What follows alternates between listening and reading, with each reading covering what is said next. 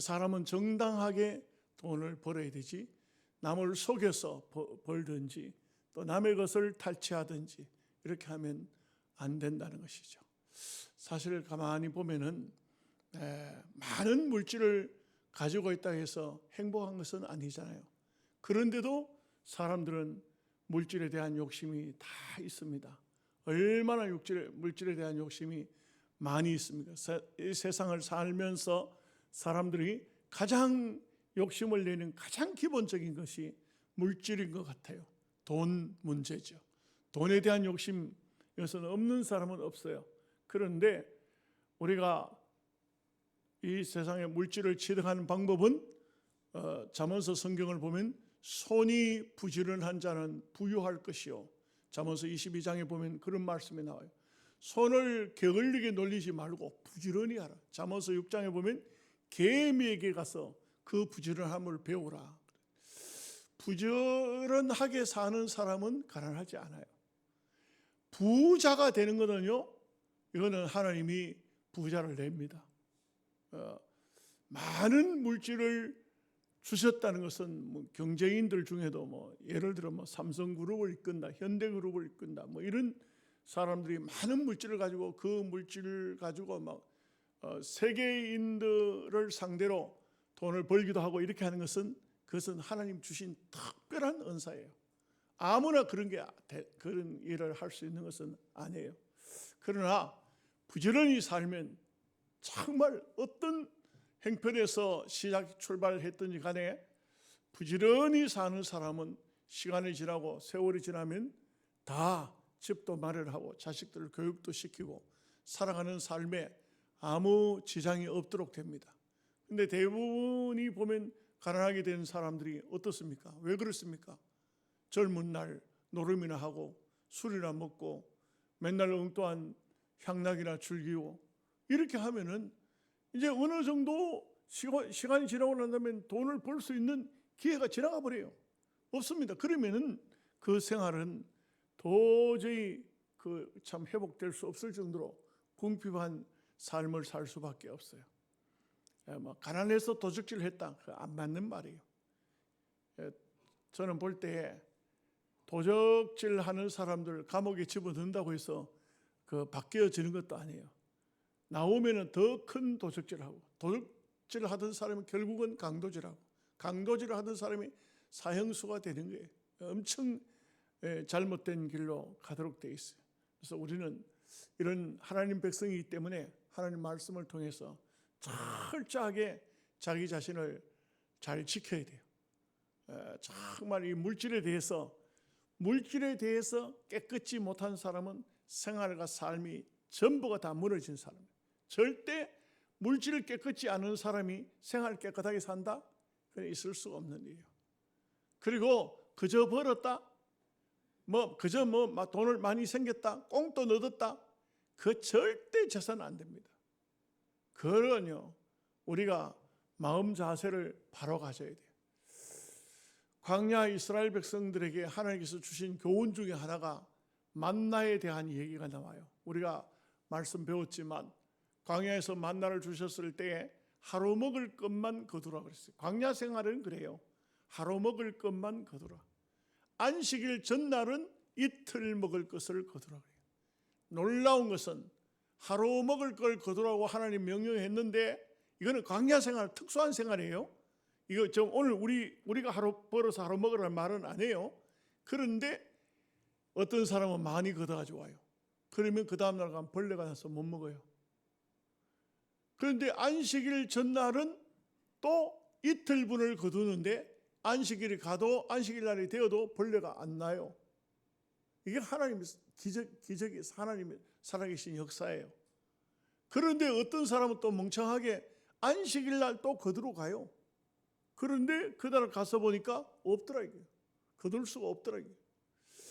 그런데도 불구하고 오늘날 또 이 경제에 있어서 그리스도인들도 이런 많은 실수를 하더라고요. 저도 이렇게 목회하면서 보면은 교인들 중에 오늘 같이 이제 대목이 다 오잖아요.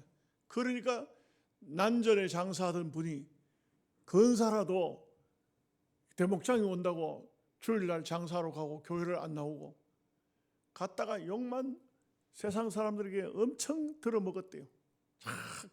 근사라는 사람이 돈이 좋긴 좋은갑다.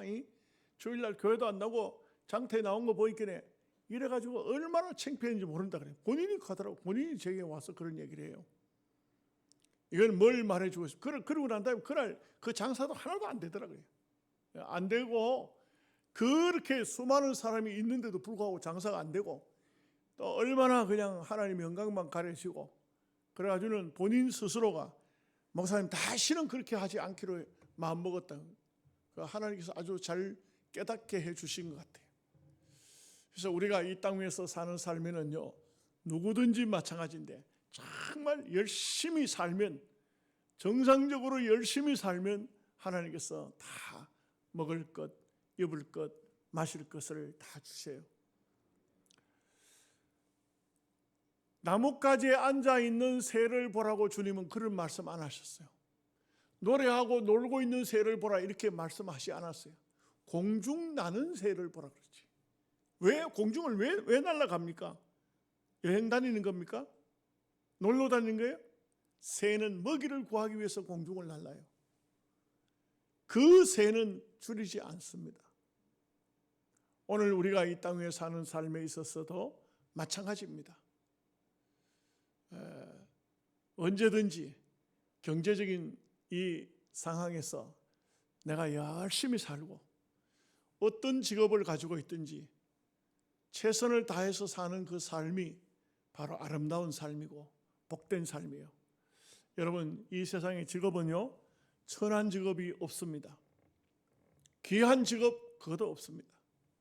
다 하나님이 그 사람의 달란트 따라서 그 직업을 주시는 거예요. 거기에 최선을 다해서 사는 것이 이게 바로 아름다운 경제 생활을 할 수 있다는 것입니다. 자, 오늘 이제 말씀을 한번 분석해 보도록 하겠습니다. 1절 말씀을 다 함께 같이 읽겠습니다.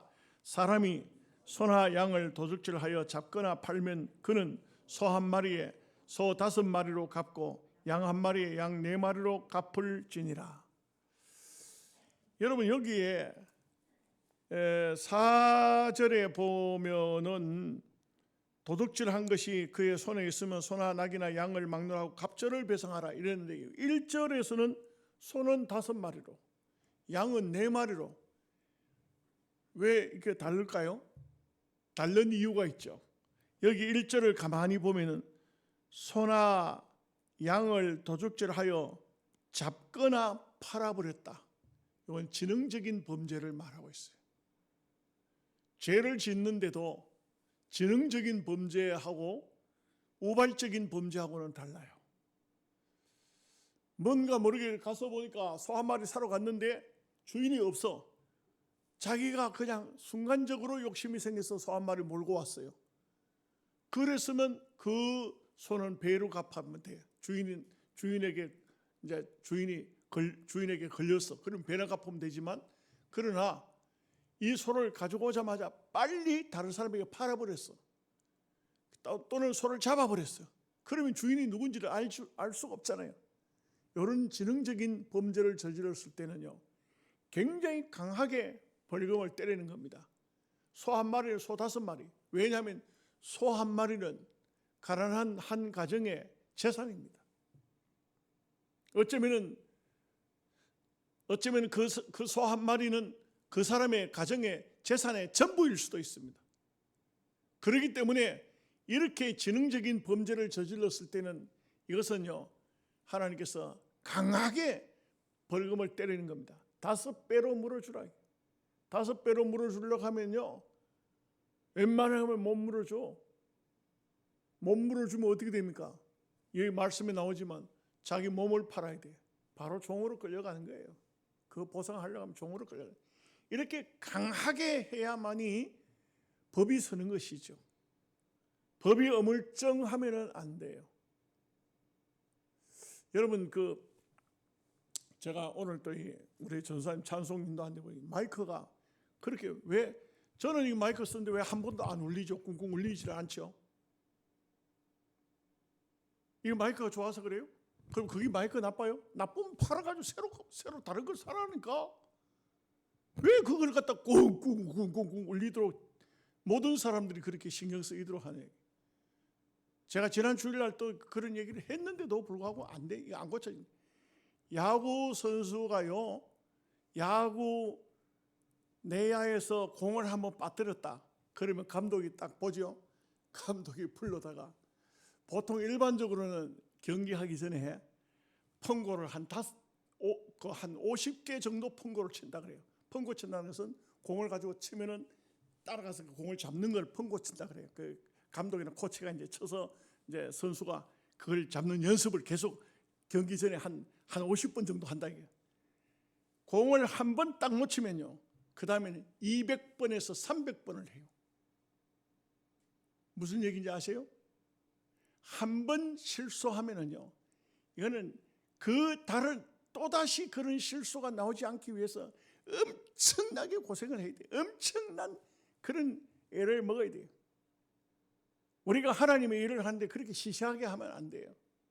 그래 시시하게 일할 바에는 하지 말아야 돼요. 하나님의 영광을 위해서 주의 종이 되고 주의 일을 하겠다고 하면은요, 그러면 최선을 다해야 돼. 먼저 펑고 연습하듯, 야구 선수가 펑고 연습하듯이 항상 먼저 연습해야 돼. 대표기도 할 사람이 마이크 잡고 있는데 마이크가 안 나와. 이게 뭐예요 이게? 제가 언제 교회 교인들 보고 또 이 교육자들 보고 이런 야단을 쳤어요? 다 예배위원들이 정말 정성을 다해서 하나님 앞에 예배를 드리기 위해서 최선을 다해야 되지.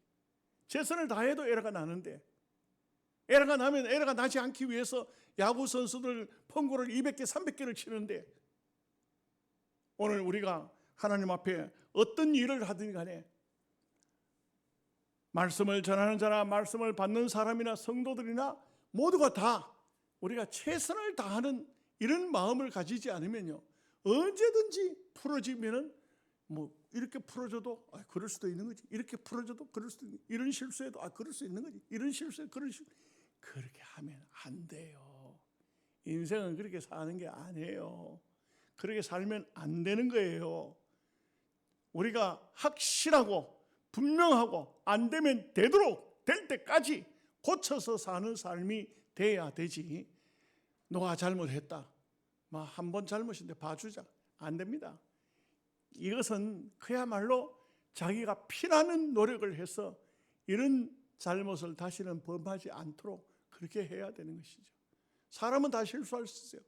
실수하면은 그 실수가 다시 또 나오지 않도록 정말 최선을 다하지 않으면, 그러면요, 항상 실수하고 항상 잘못하고 항상 죄짓고 항상 도둑질하고 항상 거짓 노릇하고 이런 삶을 살면 인생 자체가 안 된다고.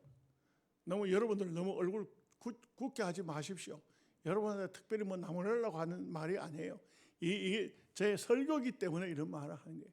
여러분 열심히 우리가 이 땅에 사는 삶 속에는요, 제대로 살아야 될 거 아니에요? 예? 예. 아멘 하시죠? 예. 아멘.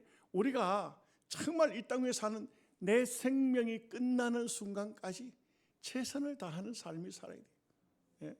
이것이 바로 오늘 우리가 하나님께서 우리에게 주신 사명이고 또 귀한 하나님의 은혜인 것입니다.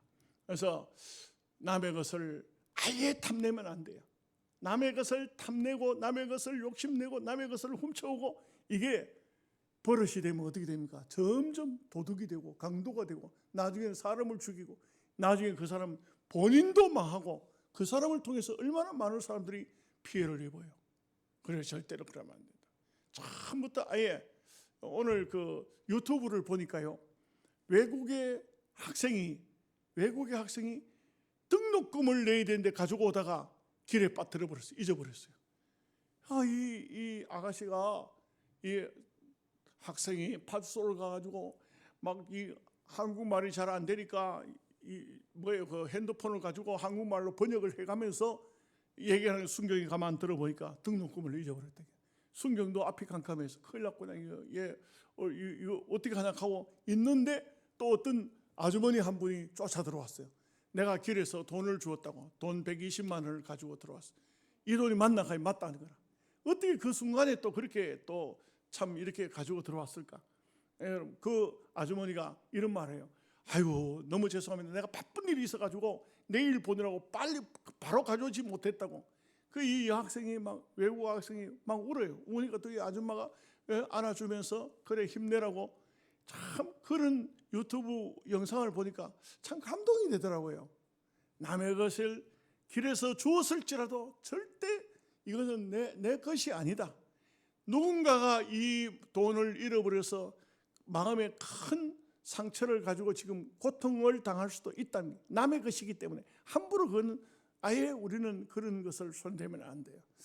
우리 한국 사람들도 마찬가지지만 공짜 심리가 참 많거든요. 아, 이 공짜로 많이 생겼네. 이런 마음 절대로 먹으면 안 돼요. 그것은 다 길에서 돈을 주었을지라도 주인에게 돌려주지 않으면 8계명에 속하는 거예요. 8계명에. 자, 2절 3절 말씀을 다 같이 보겠습니다. 도둑이 뚫고 들어오는 것을 보고 그를 쳐 죽이면 피 흘린 죄가 없으나 해돋은 후에는 피 흘린 죄가 있으리라. 도둑은 반드시 배상할 것이나 배상할 것이 없으면 그 몸을 팔아 그 도둑질한 것을 배상할 것이요. 여러분 여기 이제 중요한 게 있는데 도둑질을 하는데도 낮에 도둑질을 하는 거하고 밤에 도둑질을 하는 거하고 다르다 이거예요. 여기 2절 말씀은 도둑이 뚫고 들어온다는 것은 밤에 뚫고 들어오는 거예요. 유대인들은요 집을 돌로 이렇게 쌓아놔요. 그래서 성경에 보면 유대식으로 기록을 했기 때문에 도둑이 뚫고 들어온다는 말을 많이 해요. 그거는 어떠냐면 돌로 이렇게 쌓아놓은 집인데 그런 집들은 돌을 살금살금 빼내면은 구멍이 생긴다. 구멍이 생긴다. 집이 얼마나 허술하겠어요. 뭐 옛날 얘기겠지만 집이 얼마나 허술하겠어요. 돌을 하나씩 이렇게 빼내면 밖에서 빼내면은 구멍이 뚫린다 해요. 그러면 들어오는데 밤에 그렇게 들어오면은 이게 누군가가 집 안에 있다가 도둑이 뚫고 들어오는 거 있으면 뭐 망치 같은 거 가지고 도둑을 잡기 위해서 때려버리는데 도둑이 죽어버렸다 이게. 그런데 이 사람에 대한 것은 이 사람이 책임을 안 져요. 밤에는 만약에 이 도둑이 들어왔을 때 물건을 가만히 훔쳐가려고 하다가 자칫 잘못하면은 사람이 깨어있구나 하면 사람을 죽여볼 수도 있다 이게. 그래서 정당방위가 된다 이게. 그러나 낮에는 죽이면 안 된다 이게. 낮에는 얼마든지 과음 지르고 얼마든지 사람을 부를 수도 있고 이렇기 때문에 낮에는 도둑이 뚫고 들어왔다고 해가지고 또 도둑은 또 낮에는 잘 안 뚫고 들어오겠죠. 들어왔다 해서 도둑을 함부로 죽이면 안 된다. 도둑이라고 함부로 죽였으면 안 된다. 그건 정당방위가 될 수가 없다는 거예요. 그러나 도둑은 도둑질한 것을 배상하라 이렇게 말하고 있어요. 4절 말씀 같이 봅니다. 도둑질한 것이 살아 그의 손에 있으면 소나 낙이나 양을 막론하고 갑절을 배상할지라. 앞에는 1절 말씀은 지능적인 범죄, 지능적인 도둑질. 이게 좀 막 아주 머리를 써서 남의 물건을 훔쳐가지고 갑자기 뭐 팔든지 아니면 잡든지 이렇게 하는 것은 지능적인 범죄이나. 그러나 여기 4절에 나오는 도둑은 남의 것을 훔쳐오기는 훔쳐왔는데 은각결에 훔쳐왔을 수도 있다 이거죠. 그러나 이것을 팔지도 않았고 아직 집에 있다 이거예요. 그러면 배를 배상하라. 배를 배상하라. 자, 5절 말씀 같이 보겠습니다.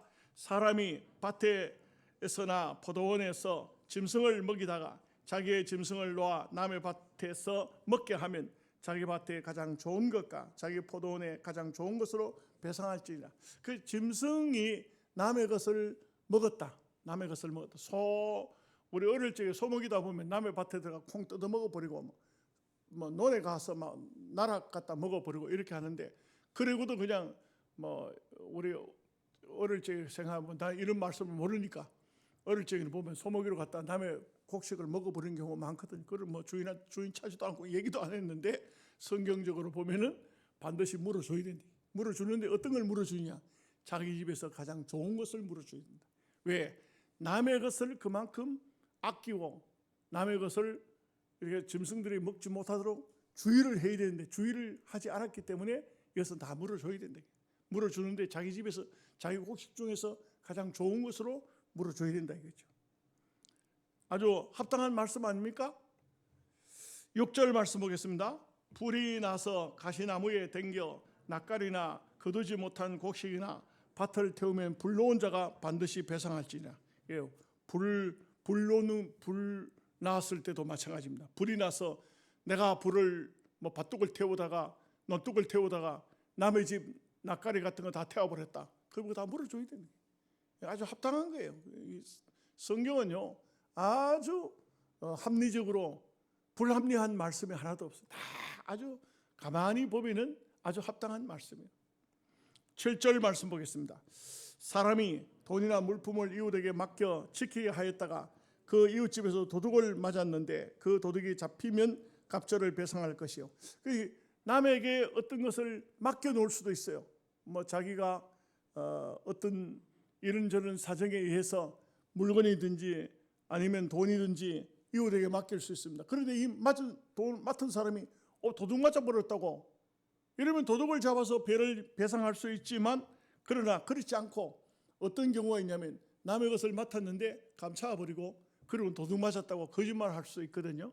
이렇게 거짓말하면 유대인들은 찾아내는 방법이 있어요. 어떤 방법이냐?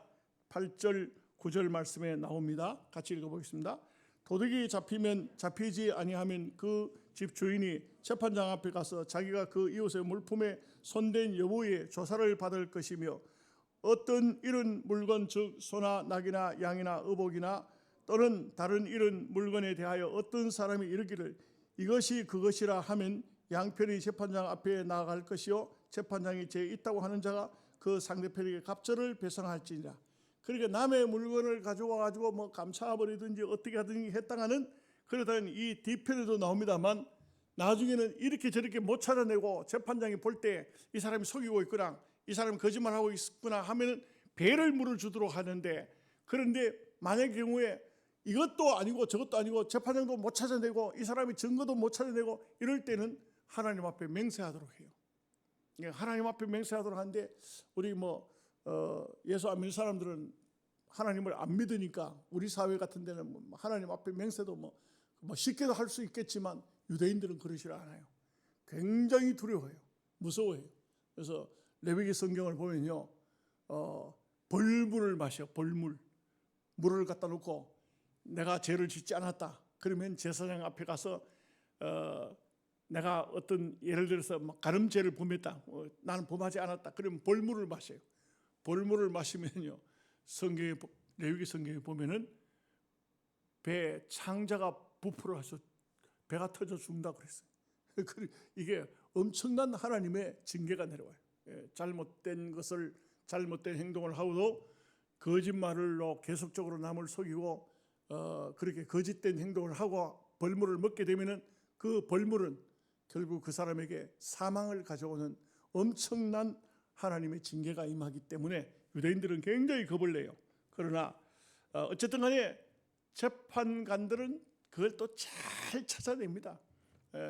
제가 우리 노회장을 경안노회 노회장을 하다가 노회장 또 서기하는 목사를 어떤 분들이 다 고소를 했어요. 고소를 해서 그래서 가서 조서를 받게 됐어요. 조서를 받게 됐는데, 근데 이제 이 다른 세상 사람들 같으면 모른다고 할지라도 우리 노회 목사 서기한테 이제 서류를 떼가지고 갔는데, 그 서류를 떼가지고 간 것을 가지고 업무방해로 고소를 한 거예요. 이제 서기 목사에게 서류를 떼가지고 갔을 때 서기 목사가 조서받으러 하니까 굉장히 겁을 내요. 겁내지 마세요. 목사님 겁내지 마세요. 그대로 그 사람이 서류를 어떻게 떼달라 했고 어떻게 떼줬는지 물으면 묻는 대로 절대로 말을 보태지도 말고 빼지도 말고 있는 그대로 이야기해야 됩니다. 그대로 이야기해야 되지, 내 꾀를 쓴다고 해가지고 무슨 다른 말하고 내가 잘못됐으면 잘못된 대로, 잘했으면 잘했는 대로 내 생각을 전혀 보태지 말고 있었던 현실 그대로 이야기하라. 왜? 재판관들은요 법만 다루는 사람이고 죄인들만 다루는 이런 사람들이기 때문에 정확히 알고 정말 잘 알아요. 오른손이 왼손이 대부분 알고요, 낮에인지 밤에인지 대부분 알아요. 말하는 거 들어보면 이 사람들은 대부분 알아요. 사람 얼굴만 쳐다보고 눈동자만 쳐다보고 다 알아요. 그렇기 때문에 절대 거짓말 하려고 하면, 혹시라도 여러분들도 그런 일이 생기거든 가가지고 깨쓰려고 하면 안 돼요. 깼으려고 하다가는 혼나요. 오히려 무한당합니다. 절대 있는 그대로. 그래서 오늘 말씀에도 보면 남의 물건 맡아가지고 있다가 없어졌다, 도둑 맞았다 할 때 재판관한테 가보라 이게. 얼마 얘기를 안 하면 탁 드러나요. 탁 드러나도록 돼 있어요. 그렇게 해가지고도 안 되면 말씀을 드린 것처럼 하나님 앞에 맹세하게 하고 레위기 성경 들어보면 벌물을 마시도록 한다 이거죠. 자, 10절에서 11절 말씀까지 보겠습니다. 사람이 낙이나 소나 양이나 다른 짐승을 이웃에게 맡겨 지키게 하였다가 죽거나 상하거나 끌려가도 본 사람이 없으면 두 사람 사이에 맡은 자가 이웃의 것에 손을 대지 아니하였다고 여호와께 맹세할 것이요 그 임자는 그대로 믿을 것이며 그 사람은 배상하지 아니하려니와. 그러니까 하나님 앞에 맹세하는 것을 유대인들은 굉장히 두려워합니다. 실제적으로 보면은 하나님 앞에 이렇게 거짓말을 한다든지 하다가는 그런 얘기들이 유대인들의 전설적인 그런 얘기들이 주로 보면 탈무드라든지 뭐 유대인 지혜서라든지 유대인 납비서라든지 이런 때 보면 그런 글들이 많이 쓰여져 있거든요. 저도 우리 교회에서 한번 얘기한 적이 있습니다만 어떤 경우였냐면 여기 물질 문제뿐만 아니고 조금 다른 이제 예를 들어서 7계명에 대한 얘기를 해봅시다.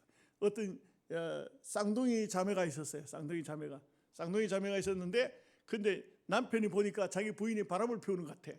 너무너무 이 여자가 좀 이렇게 의심이 드는데 뭐 알 수 있는 방법이 없는 거예요. 그래서 재상에 가서 고소를 했어. 고소를 했더니 그랬더니 그 부인을 불렀어요.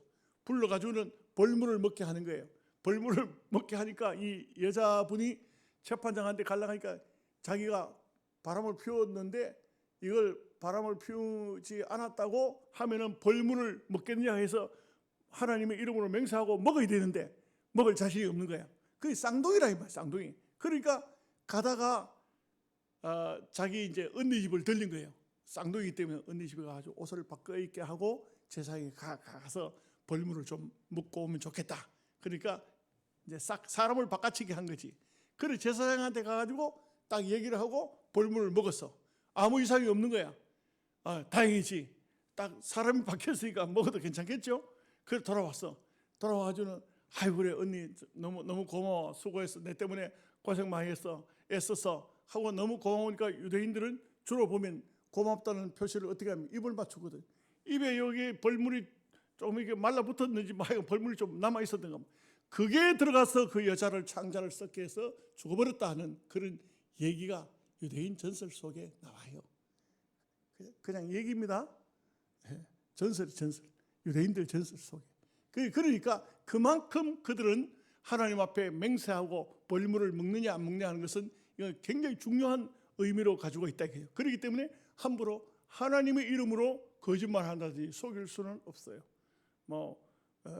우리 아주 한국 사회 같은 데서는 보면은 그런 거짓말도 많이 하고 속이기도 많이 하지만 우리가 정말 하나님을 제대로 믿는 사람이면 진실된 말을 해야 되고 이렇게 거짓된 삶을 살아서는 안 되겠죠. 그러나 오늘 성경을 보면은 이렇게 하나님 앞에 맹세할 수 있느냐, 맹세를 시킨다 이거죠. 12절 13절 말씀 보겠습니다. 만일 자기에게서 도둑 맞았으면 그 임자에게 배상할 것이며 만일 찢겼으면 그것을 가져다가 증언할 것이요 그 찢긴 것에 대하여 배상하지 아니할지니라. 왜 찢겼다는 것은 뭘 말하죠? 곰이나 사자나 어떤 양을 잡아먹는 데는 이리도 있고 악한 짐승들이 와서 양을 잡아먹었어요. 그렇게 했을 때는 그 악한 짐승들이 잡아먹은 것을 가서 주인에게 갖다 주면 돼요. 이렇게 보라고 이렇게 짐승이 잡아먹었다는 것을 갖다 보이면 배상을 안 해도 돼요. 근데 우리가 성경을 보면은 야곱이 외삼촌 라반의 양떼를 쳤잖아요. 그 양떼를 칠 때에 그 보면은 짐승들에게 찢겨 많이 죽었어요. 그랬을 때 야곱은요 외삼촌 라반은 다 물을 내라 그랬어요. 물을 내라 그랬어요. 그게 얼마나 그 라반이 지독했는지 몰라요. 자기 사위한테 양떼를 맡겨놓고도 그걸 다 물어내게 했어요. 그러니까 7년은 나헬을 위해서 했는데 이게 내하를 받는 바람에 또 7년을 다시 하면서 14년 동안 남의 집 머슴살이를 해가지고 그래가지고 아내 2명하고 또 2 여종하고 자식들을 줄줄이 낳았지만 그렇지만 아무것도 없었어요. 그 다음에 나머지 이제 20년을 그 집에 있었는데 6년 동안은 이제는 품삯을 정했는데 알록알록한 것이 태어나면은 야곱의 것이 되고 흰 게 태어나면 라반 것이 되고 이렇게 가지고 정해놨더니 전부 알록알록한 것이 야곱 것이라 하니까 이 외삼촌 되는 장인이라는 사람이 얼마나 지독한 사람인지 양떼 염소떼 속에 알록알록한 것은 다 멀리 데려가 버렸어. 그러니까 야곱이 치고 있는 거는 전부 다 이게 전부 단색인 거라. 한 가지 색깔이에요. 한 가지 색깔밖에 없는 예를 들어 흰 양, 검은 염소 이렇게만 있다고 합시다. 여기서 알록알록한 게 태어나겠어요? 여러분 어때요? 어떻게 생각해요? 알록알록한 게 지 어미 아비나 한 마리라도 알록알록한 게 있어야 알록알록한 게 태어나지 안 태어날 거 아니에요. 그러니까 야곱이 어떻게 했냐면 물가에 와서 물을 먹는 양떼들 보고 버드나무 신풍나무 껍데기 벗겨가지고 그걸 갖다가 흔들면서 뭐라고 야곱이 뭐라고 했겠어요? 야들아 또 물 먹는 장소 와서 흔들면서 요렇게 알록달록한 것만 너희들 새끼 나래 그렇게 안 했겠어요? 그럴까요? 안 그럴까요? 그래 하면은 그럼 알록알록한 양이 태어날까요? 야, 이거 대답을 안 하니까 여러분 희한하게도 야곱은 그렇게 했는데 야곱이 그렇게 했다고 그런 양들이 태어나는 것이 아니고 하나님께서 14년 동안 정상적인 가정을 가진 14년 동안 저 사람에서 그 부인 2사람을 얻었는데 2 여종까지 4명을 여자를 얻었는데 그걸 품삯을 14년 동안 안 줬잖아요. 하나님께서 그 다음에 야곱한테 14년 동안 안 준 품값을 다 주시는 거야. 전부 건강한 놈은 태어나는데 전부 알록달록한 놈만 태어나는 거야. 하나님이 그렇게 하시는데 그러니까 또 어떻게 하냐면 라반이 어떻게 하냐면 바꿔 이제부터 알록달록한 놈 나오는 건 다 내 거야. 그러니까 그 다음부터 또 태어나는 거는 전부 다 순수한 아주 알록달록한 게 하나도 없는 단색만 태어나는 게 건강한 놈만 태어나는 거야. 이걸 몇 번 했냐? 10번 바꿨어요. 10번. 10번 바꿔도 안 돼. 10번 바꿔도 야곱의 재산은 엄청나게 늘어나요. 야곱은요, 양떼가 그 염소떼나 양떼가 악한 짐승에게 찢겨 죽으면 다 물어줬어.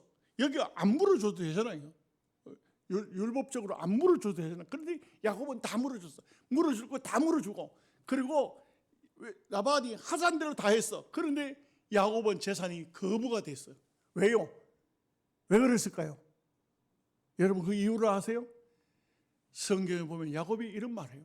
내가 눈붙일 겨를도 없이 일했나이다.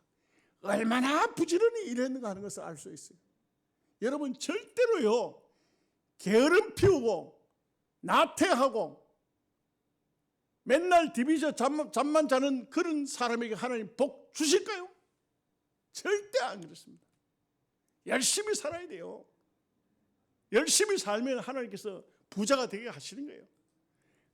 정조영이나 이병철처럼 그런 큰 부자는 아니라도 우리가 이 땅에서 얼마든지 넉넉하게 살 수 있는 하나님께서 복을 주신다 이 말이에요. 왜 가난하냐? 왜 안 되는 얘기예요.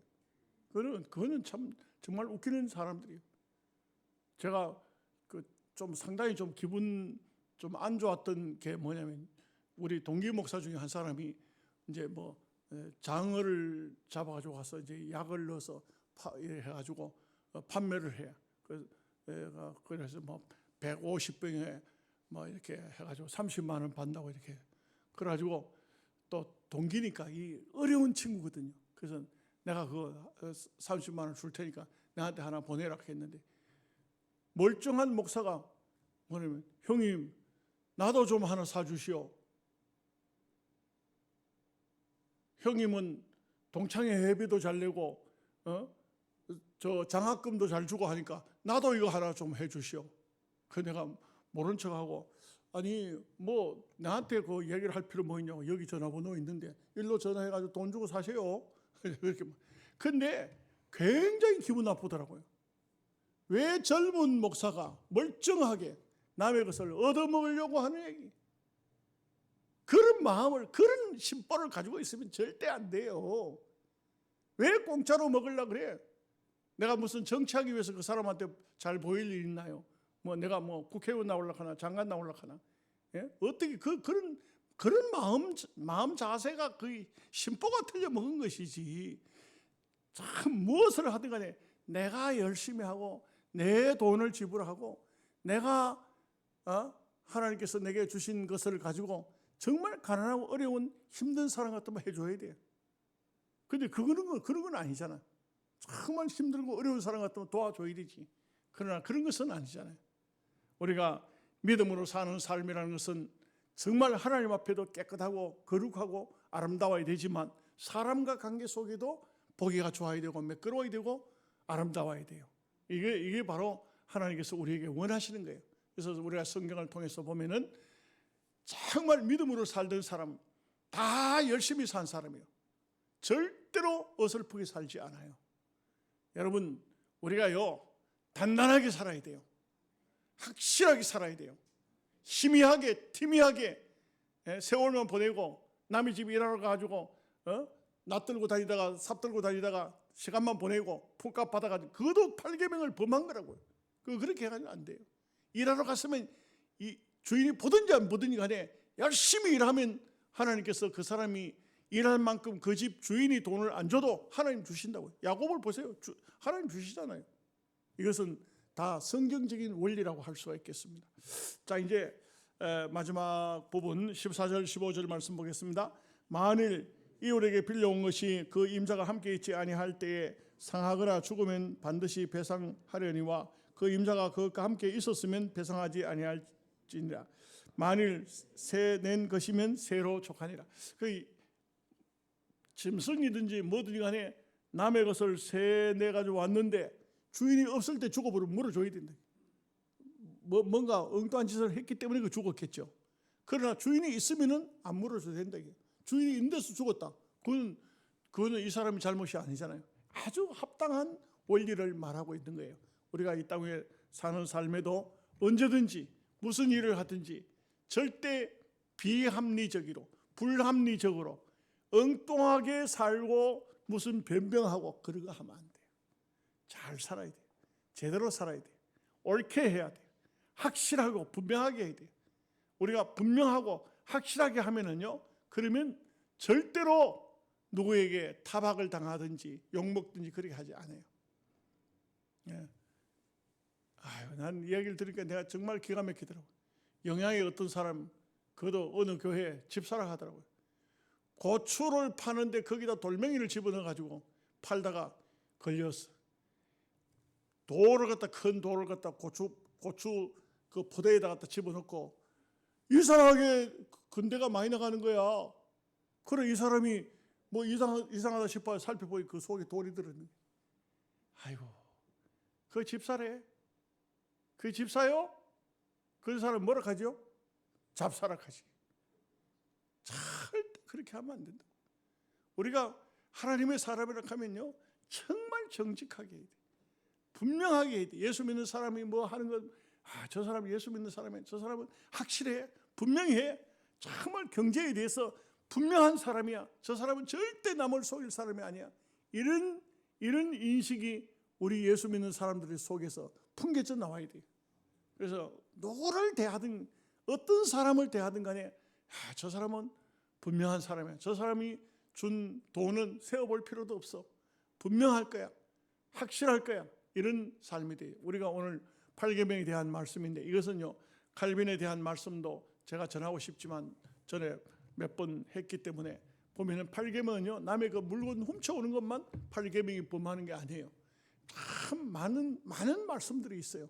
그래서 우리가 남에게 물질을 손해를 보이는 것, 이게 다 8계명에 속한 거예요. 그렇게 해서는 안 되고, 내가 남의 일하러 가서 정상적인 일을 안 하는 것도 8계명을 범한 것이다. 남에게 물질의 손해를 보이는 것도 8계명을 범한 것이다.